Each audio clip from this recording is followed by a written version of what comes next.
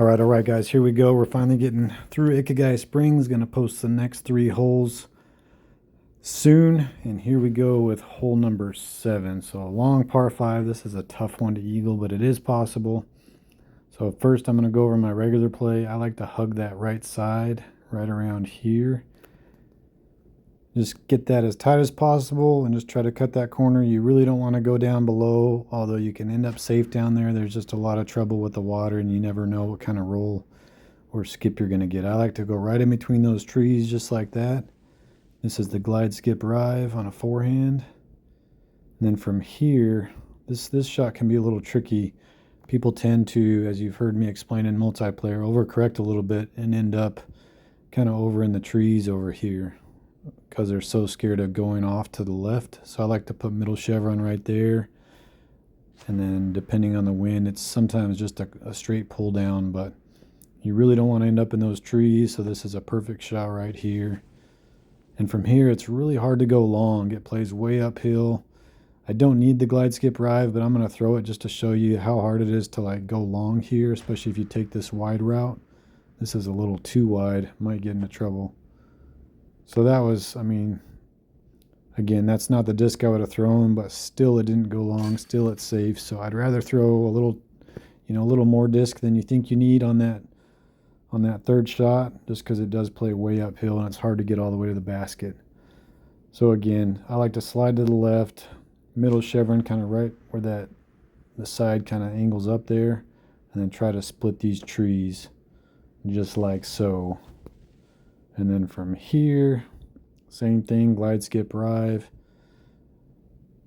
Just try your best, obviously not to go left or right. I like to go middle chevron right in that gap in the fence there. And then with this wind, I'm going to put a little bit of anhyzer just because we got a little bit of a right to left. And this is looking really good. So this is my normal play. Usually a pretty easy birdie hole, but in tough winds, it can get a little tricky, especially if it's a big headwind.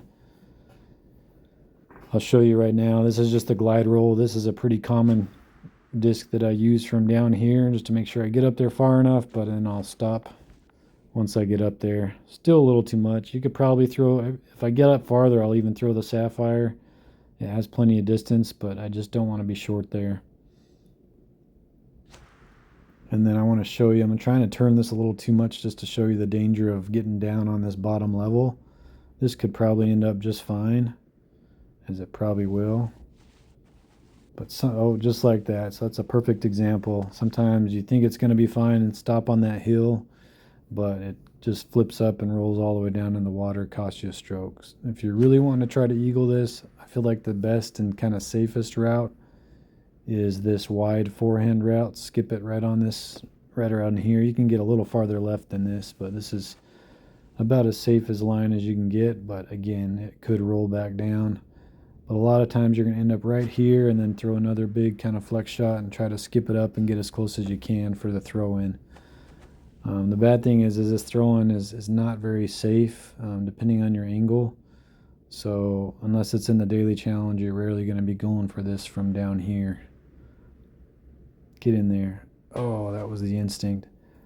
The better bet is if you can get a big 3-win. This is it. So I paused it for a second to get the right wind.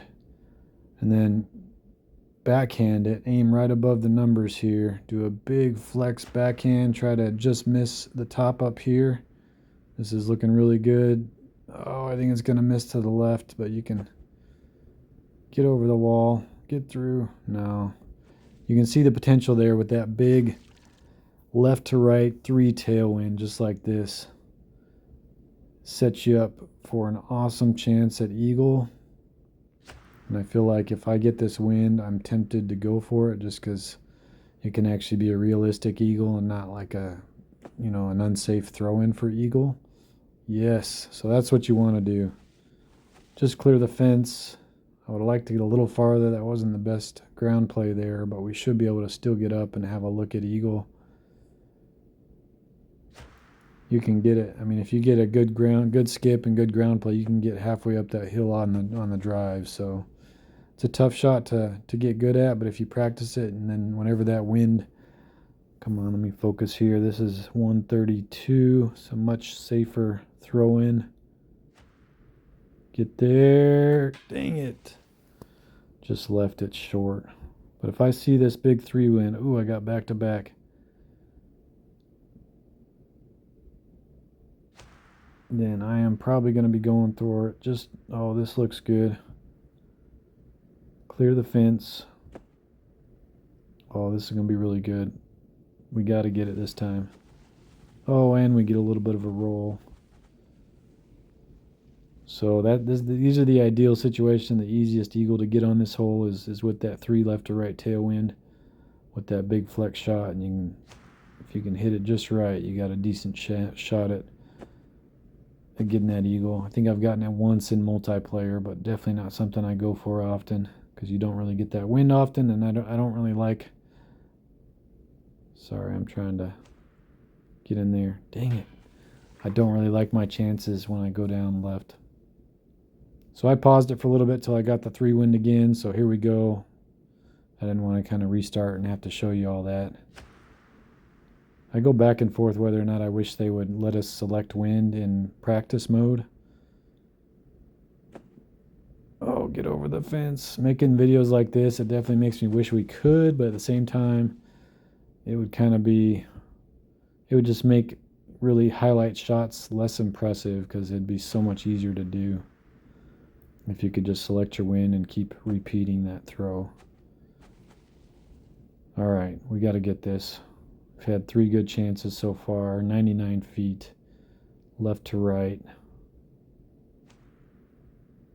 All right, finally we get the eagle, so there you go.